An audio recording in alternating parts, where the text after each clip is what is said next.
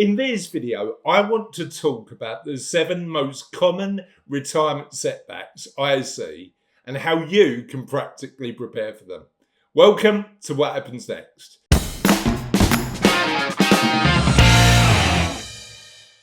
Now, the Stoics had a phrase, and apologies in advance for my butchering of the Latin, premeditatio malorum, which roughly translated into English means premeditating evils.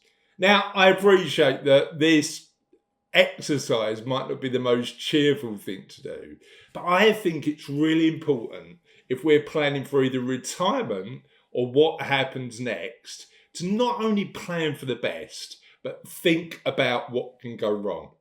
And this isn't about catastrophizing in any way.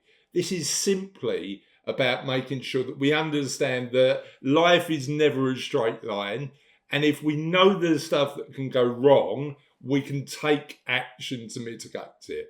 So in my experience, there's 7 really common things that change throughout our lives, particularly post 50 and 60. And there's certain things that we can do to practically prepare for them. And this video is all about that. Now, who am I to talk about this and have this conversation? My name's Chris Dames. I run a chartered financial planning practice called Savello. We're based out here on the today sunny Essex coast. And I really love what I do. And the reason I love what I do is because I help people plan and prepare for that next stage of their life. Often they've worked really hard to build wealth and get to a point where they've achieved a degree of financial independence. And what I get to do is help them work towards whatever they want to do in that next stage of their life. I love it. It's absolutely brilliant. But what I also love to do is share some of the topics that I get to talk about with my clients on a regular basis on this channel. And the reason being is because I believe that actually sharing this knowledge and information helps you then to think about your journey to whatever happens next in your life in a better way. But what I'd love to do is share it with more people. So what I'd really love for you to do is to like this video and to subscribe to the channel, because the more we can share some of these things, the more people like you can be better prepared and the more people we can help. But without further ado, let's move on to the 7 most common retirement setbacks and how to prepare them. Starting with number 1, your health. Now, I had a really interesting conversation with a guy called Ben Price. Ben's a fitness expert and a lovely guy. And Ben's perspective, whereas I think about well-being in a really nuanced, balanced way, Ben's perspective, and you'd expect him to say this from where he's coming from, is that health underpins everything else we do. And the more I think about this, the more I actually agree with Ben. Whilst social well-being and community well-being and other elements we need to think about, actually without our health, it really has a negative impact on all of the other elements. Now, the good news is, regardless of where we are in our lives, we can always take incremental steps towards better health. And that might be, I think, in 3 broad areas. Number 1 is exercise. Number 2 is nutrition. Number 3 is sleep. Now, I know from personal experience that often it's simple but not easy to make those incremental changes to our health, but it's definitely worthwhile. And there's so much great information out there to improve both sleep, nutrition and our exercise. And what we're committed at What Happens Next is to share more. So we've got an interview with a sleep expert that's going to be coming out soon. And we're aiming to make sure that we are adding value by sharing really good quality health content. And actually, the interview with Ben Price is a really good starter. So we'll put a link in the notes below so you can have a look at the conversation I had with Ben and the practical tips he shared about exercise to help you on your journey. The other video that I'd recommend you definitely watch is an interview we did with Georgia about nutrition. That interview I learnt a lot from, and certainly some of the habits that she talked about I've changed in my own life, and I know that you'll get a lot from too. So if we incrementally improve our exercise, incrementally improve our nutrition, and incrementally improve our sleep, we then actually work towards preventing some of the longer term health issues that we can suffer when we get older. The other thing that I'd recommend you do is understand that health span and lifespan are two different things. The other really important thing to do is consider the fact that health span and lifespan are two different things. Clearly, there's stuff that we're going to be physically able and capable to do in our 50s and 60s that we might not want to do or be physically able to do in our 80s and 90s. And planning how our money works with that, but also how our lives work with that, is a really important step to take. Because I've had experiences with clients who have left the stuff on their list, on the list of the stuff they want to do, too late, had health challenges that stopped them then taking that action. So when you're thinking about your what happens next or your retirement, what do you want to do now that you're physically able and have the desire to do that you might want to do later?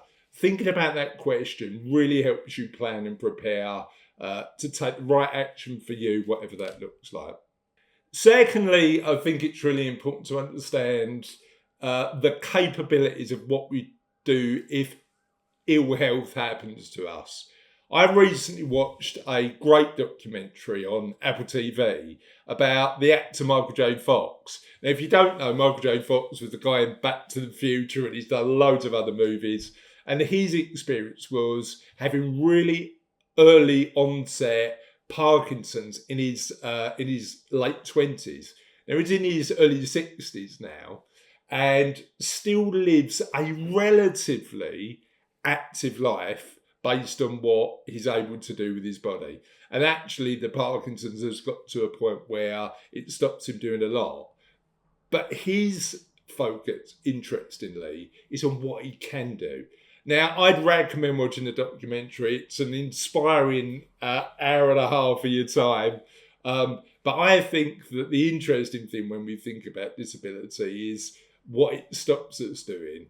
I think another interesting question to ask is how and what can we continue to do if ill health happens to us? But ultimately, it's thinking about the fact that typically our health will last less time than us. And thinking about how we want to spend that time now means that you can do the stuff that's really important to you today. The second retirement setback that I want to talk about is the fact that often we're stuck in the middle. And the reason being, and it's increasingly prevalent with a lot of the people I know, but also a lot of my clients, is we've got older parents who continue to need our help and kids who continue to need our help. Now, I don't know if this is global, but certainly in the UK, it's got a phrase, it's called the sandwich generation, where we've got mum and dads living longer, but also kids that are becoming more dependent, certainly happening in the UK a lot more often. It's one of the quirks of modern society. Now, when we think about that, and it's really interesting because I'm really grateful that I've still got my dad around. I lost my mum in 2019. So any extra time I get with my dad is really important to me. But there's other factors to think about. There's the geography. There's where you live and being close to the family you love, both mum and dad, if they're still around, and the kids. There's looking at the older generation and how independent they are. There's financial pressures to consider. And my take on this is thinking about the fact that you might still have dependent kids, plus obligations to mum and dad, is really important to think about when you're thinking about your plan. Now, there's two elements to that because number one might be money. There might be a financial implication to helping both generations out. But the other factor is time and how you spend it. So if you're in a position with kids and parents who are older, how do you manage both money and time in a different way? Like most of these things, it's about getting the balance right. But I'd suggest thinking about these issues early allows you to plan and prepare to work out what you're going to do. The third financial setback is worry, because we start to, my experience is that often in our 50s and 60s, we start to worry about money particularly more. Now, why is that? Well, if you think about it, when you're still working, you've always got that backup of having more income coming in. But we get to a point, particularly if we're close to financial independence, is we want to get to a stage where we're not reliant on that income anymore. That's the aim of financial independence, knowing that we've got enough capital or income from not swapping our time for money to ensure that we can do what we want with our lives. But my experience is that we become a little more sensitive, and it depends on you as an individual, but we become a little more sensitive about the fact that we haven't got that income coming in anymore to replace that wealth. So I get it. I get why in this period of our lives, with that income potentially stopping and us being financially independent, why we become more sensitive to the cost of living going up, the inflation, and financially potentially more sensitive to markets changing, particularly if you've got your money invested.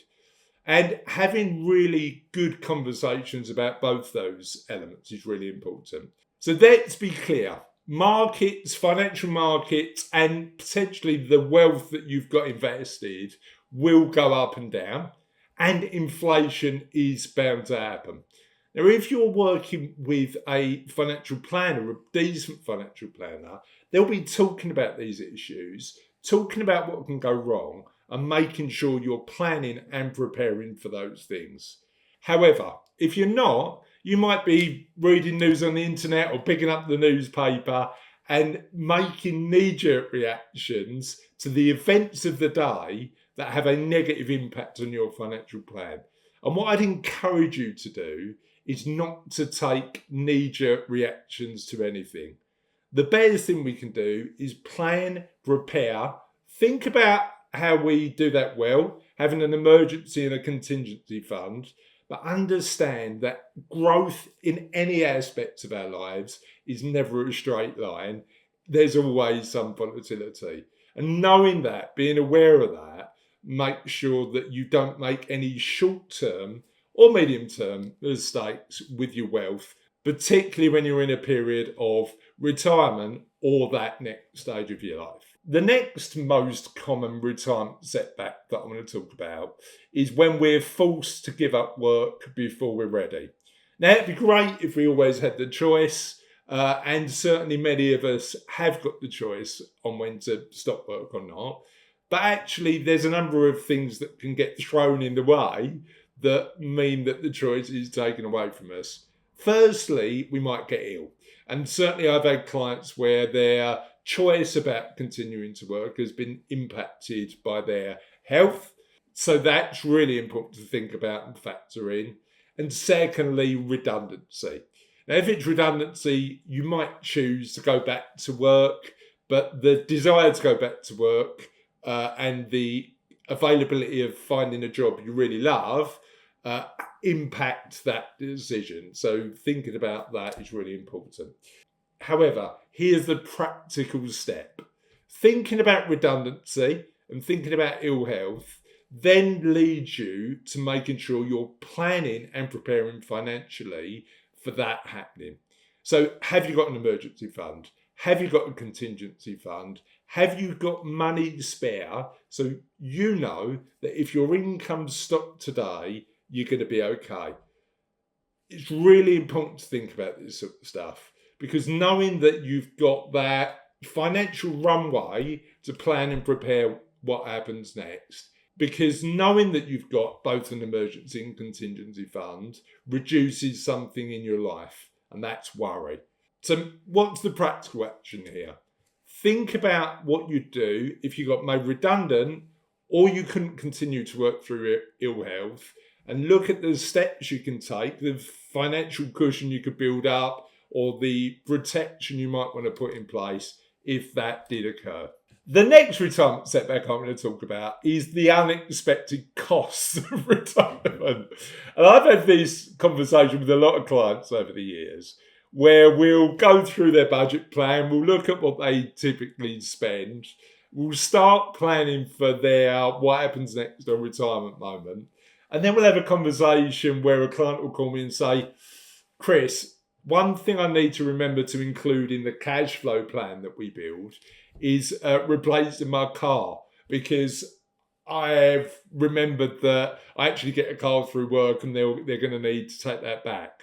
Or, Chris, I want my first year of retirement or what happens next to be all about travel, and that's going to be more expensive than a typical year. Or, Chris, I've been deferring all of the work that I want to do in my home, and now's the year I want to do it. So what are the costs that you might not immediately think about when you think about that next step in your life that you actually need to factor in? One that's really common is getting private healthcare through work. And again, we've talked about the fact that our health continues to be more important as we age. If you're getting private healthcare through work, do you want to replace that? Do you want to rely, if you're in the UK, on the NHS? If you did want to look at private healthcare, what are the financial implications of doing that too? So my recommendation is think about all of the stuff that you're going to lose through work, that you're going to need to replace out of your own pocket in retirement is a really important thing. Think about all the stuff you want to do in the early years, and that might be improvements on the home or travel. But there's one additional thing I'd recommend you consider. Think about the fact that you spend quite a lot of time probably at the minute at work, and you're going to have to do alternative things with that time when you stop. So the question that I'd ask is, what's the cost of that? What are the things that you want to do when you're doing less work? And is there a cost implication involved? My experience is that clients don't factor in, when they're thinking about their next stage or retirement, those additional costs. So thinking about that today helps you plan and prepare so you can live the life you want in this next stage of your life. The next retirement setback I'm going to talk about is our social lives. Now, you'll know if you've watched any of the What Happens Next content that we don't only talk about money on this channel.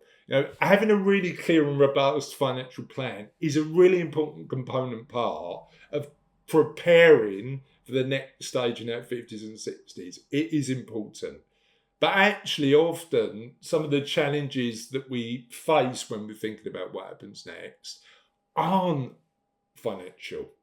And friendships is a really often ignored element of work. We have social connections at work. And for many of us, our social lives, because we spend a lot of time at work, are wrapped up in our working lives. I had a client recently who would openly admit that all his friends were in the office. And when he retired, he found himself going back to the office. But the dynamic had changed because all his friends had continued working, but he was a visitor. So even though he's still friends with all those people and sees them socially, actually there was a big gap in his life because their life had continued as normal, but he'd retired. So what can we do to make sure that when we move from full-time work to the next stage of our lives, we maintain good quality friendships? And my recommendation is think about now the friendships you've got and how many of them are connected to your work. And if it's 100% connected through work, think about how you might build more friendships. Now, something that's worked for me and many of my clients and everybody that I speak to is clubs. Join a club. do what you love and build new social connections, because those clubs will continue, hopefully, if you really enjoy what you're doing, post-retirement. Now, it doesn't matter what those clubs are. For me, I'm really enjoying being part of a paddle club at the minute. I'm part of a community group that raises money for charity. I tend to get involved in stuff that I care about. So the big question is, if all of your friendships are at work, what clubs in terms of your interests can you join, and how do you build friendships and connections there? And the final setback is when we lose somebody we love. Now, this is something we often don't want to think about because it's a really traumatic event. And I get it. If you've been through it, it's often incredibly difficult. But there are some practical things that you might want to consider, like getting your will in place and making sure that if your partner loses capacity, you've got powers of attorney in place. Again, this isn't about catastrophizing. This is just about taking practical action so that all of the practicalities can be done so you can focus on that grieving journey and that grieving process. And I get it. Grief and loss are particularly difficult. But my experience is that if we get the practical steps, getting our will done and organising a power of attorney up front, that allows us the headspace to cope with that grief in a bit more of a pragmatic way without worrying about everything else. Hopefully that helps. And I know it's not the most cheerful video to talk about, but my aim, goal and aspiration is to make sure that you've got steps that you can take so that you can practically prepare for that next stage of your life. Have a lovely day, and we'll see you on What Happens Next soon.